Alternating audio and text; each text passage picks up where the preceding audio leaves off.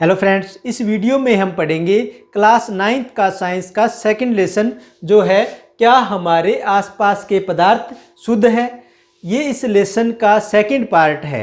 इसमें हम पढ़ेंगे कि मिश्रण के अवयवों को हम किन किन भौतिक विधियों से पृथक कर सकते हैं। तो चलिए शुरू करते हैं और सबसे पहले हम लिखते हैं पृथक्करण की विधियाँ।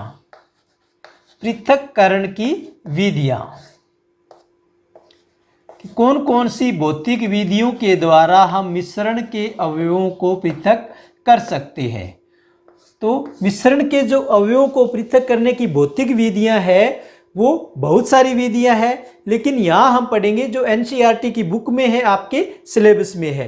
तो सबसे पहले हम पढ़ते हैं वाष्पीकरण की विधि कि वाष्पीकरण की विधि के द्वारा हम मिश्रण के अवयवों को कैसे पृथक कर सकते हैं।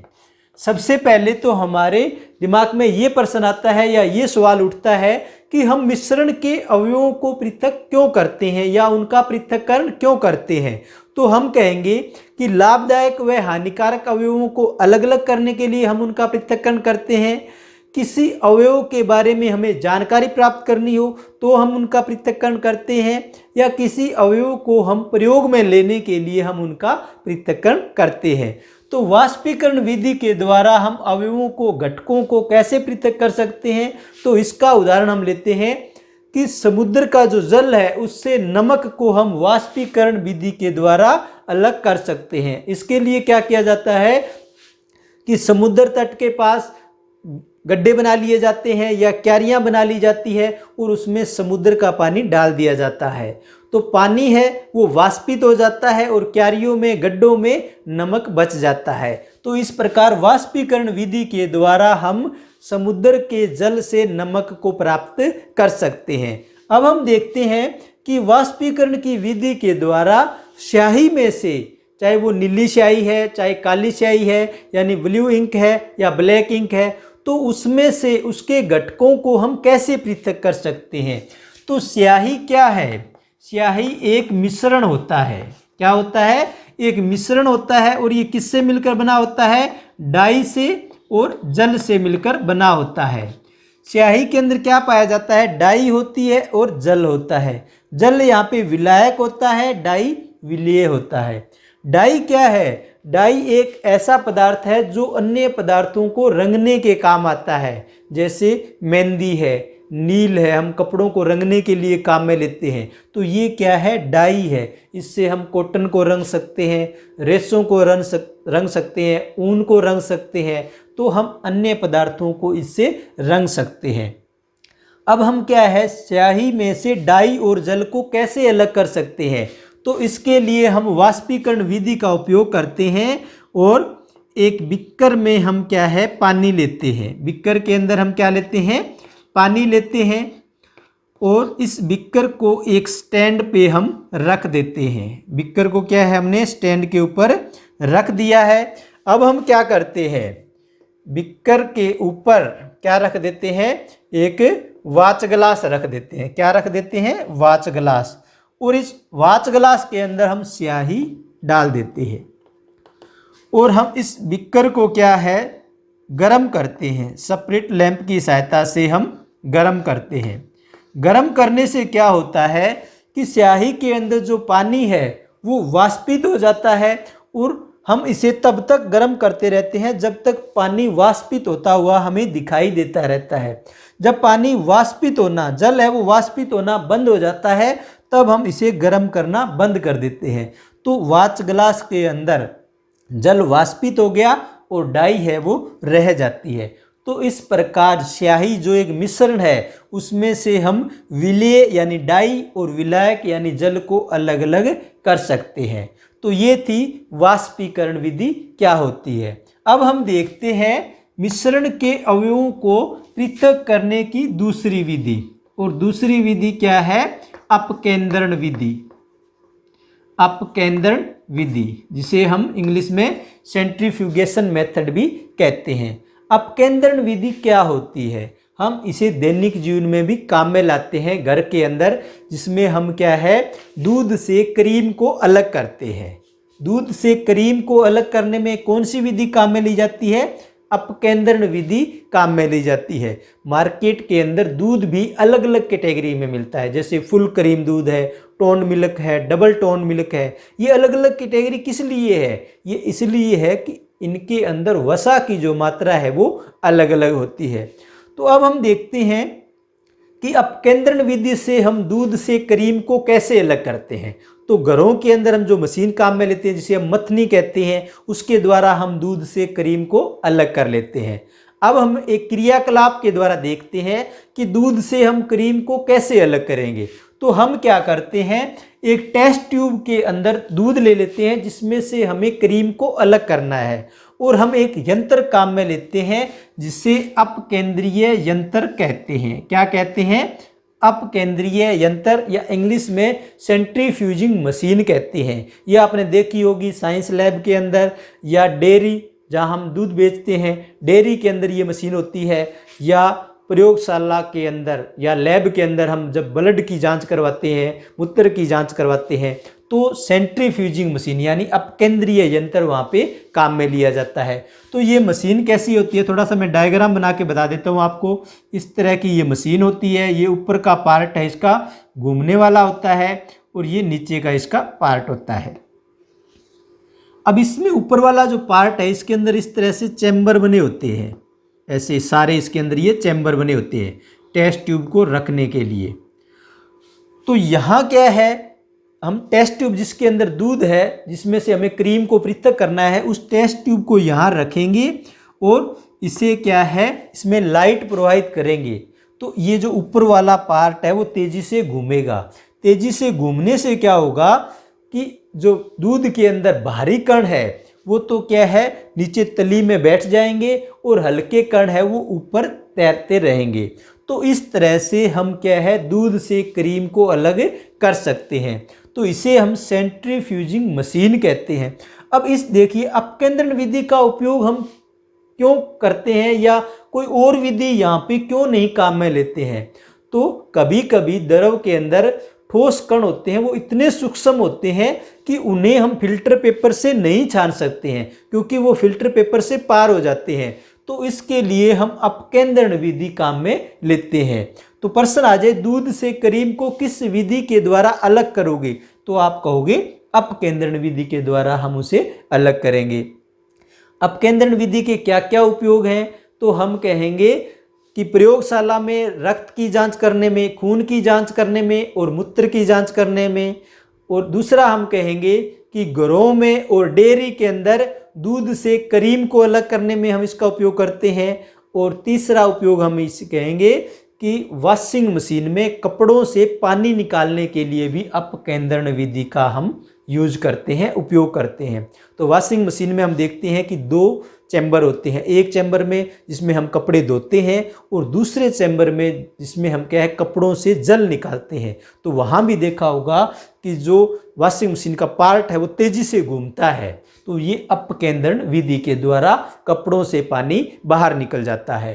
अब हम देखते हैं तीसरी विधि के बारे में, और तीसरी विधि है पृथक्कारी कीप विधि। कौन सी विधि है? पृथक्कारी कीप विधि। कभी कभी कुछ मिश्रण ऐसे होते हैं जिसमें जो द्रव घुले होते हैं, वो द्रव है वो आपस में घुलते नहीं है, घुलनशील नहीं होते हैं। जैसे जल और तेल का मिश्रण है, तो जल और तेल आपस में नहीं घुलते हैं, मिक्स नहीं होते हैं, क्योंकि इनका घनत्व अलग अलग होता है। तो इसलिए ये आपस में नहीं घुलते हैं। 2 मिश्रण हो सकते हैं, 2 से ज़्यादा भी, द्रव है वो 2 हो सकते हैं, 2 से ज़्यादा भी हो सकते हैं, जिनके घनत्व अलग अलग हों। घनत्व अलग अलग होने के कारण ये जो द्रव है वो आपस में घुलते नहीं है, तो उन्हें हम पृथक्कारी कीप विधि से अलग कर सकते हैं। जैसे जल और तेल को हम पृथक्कारी कीप विधि से कैसे अलग करेंगे, ये हम समझते हैं। तो हम क्या करते हैं, एक कीप लेते हैं। क्या लेते हैं? कीप लेते हैं, और इसे हम पृथक्कारी कीप कहते हैं। पृथक्कारी कीप क्यों कहते हैं? क्योंकि इससे हम क्या है, जो द्रव है वो आपस में घुलते नहीं है, उन्हें अलग अलग करते हैं, यानी पृथक करते हैं। तो ये पृथक्कारी कीप है, और इसमें यहाँ पे क्या है, स्टॉप कॉर्क लगा हुआ है। क्या लगा हुआ है? स्टॉप कोरक, जिससे हम क्या है अपनी मर्जी से जितना द्रव है उसको नीचे निकाल सकते हैं। तो हम क्या करेंगे, इस कीप के अंदर जल और तेल जो घुले हुए हैं, जल और तेल का मिश्रण है, इसके अंदर डाल देंगे। अब हम क्या करेंगे, इस कीप को कुछ देर के लिए एक स्टैंड पर रख देंगे। स्टैंड पर हम क्या है, जैसे ये स्टैंड है, इस पर हम क्या है इस कीप को रख देंगे। तो स्टैंड पे क्या है, इस तरह से हम इस कीप को रख देंगे। कुछ देर बाद हम देखेंगे कि जो जल है वो नीचे रह गया है और तेल है वो ऊपर आ गया है, क्योंकि तेल है वो जल से हल्का होता है।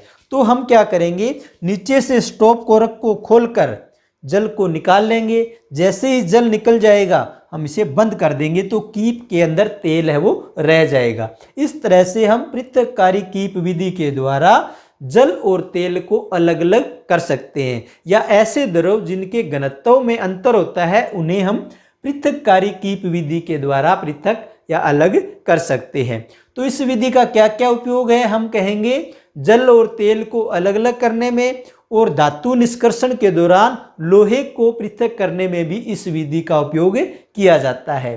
तो यहाँ हमने 3 विधियां पढ़ ली है। अब हम पढ़ते हैं चौथी विधि के बारे में। और चौथी विधि क्या है, ऊर्ध्वपातन।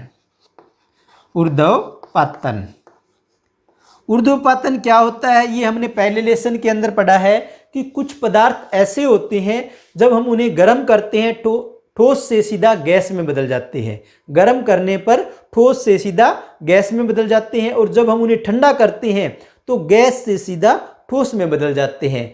तो इस प्रक्रिया को हम ऊर्ध्वपातन कहते हैं।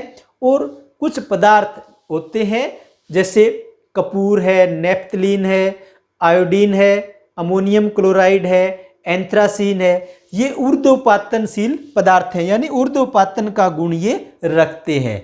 तो हमें एक मिश्रण दिया जाए, जैसे नमक और अमोनियम क्लोराइड का मिश्रण है, और हमें ये कहे कि इसमें से नमक और अमोनियम क्लोराइड को अलग करिए, तो हम क्या है ऊर्ध्वपातन विधि का उपयोग करेंगे। हम क्या करेंगे, एक चाइना डिश लेंगे।